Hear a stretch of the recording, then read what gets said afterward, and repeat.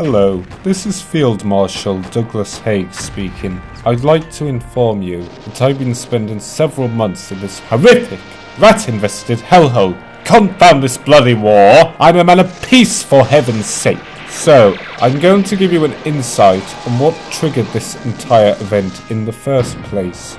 In 1914, Franz Ferdinand, the Duke of Austria-Hungary, was assassinated in Sarajevo of Bosnia. This sparked rage from Austria-Hungary. Because the assassin was a Bosnian Serb, Austria-Hungary declared war on Serbia a month later. In retaliation of the violence, Russia intended on launching an attack on Austria-Hungary, only for Germany to counteract by declaring war. However, instead of immediately battling Russia, they decided to invade France. They believed that defeating France would make Russia feel powerless, and that by the time Russia mobilized enough men, they would have already completed their invasion. When they reached the Belgian border, British troops denied them access through it. Therefore, the Germans bypassed the border by force. The Germans finally reached Paris after successfully conquering Belgium. However, they were faced with huge resistance from the French army. Instead of attempting another invasion, the two countries ended up engaged in trench warfare. This resulted in a drastic dilemma purely because it was impossible to identify what each enemy was armed with.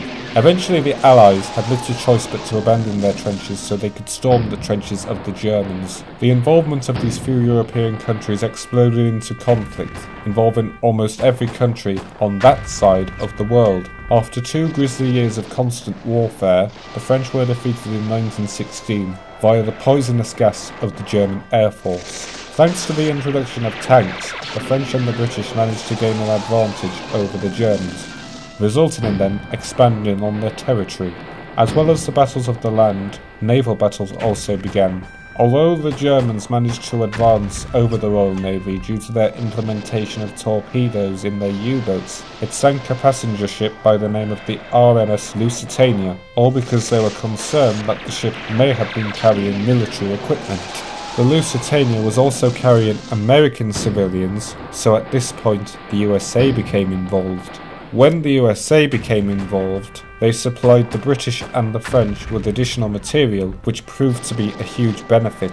As the power of the Germans began to rapidly deteriorate due to the increase of strength in both the British and the French army, the German army finally surrendered in 1918, ending the Great War.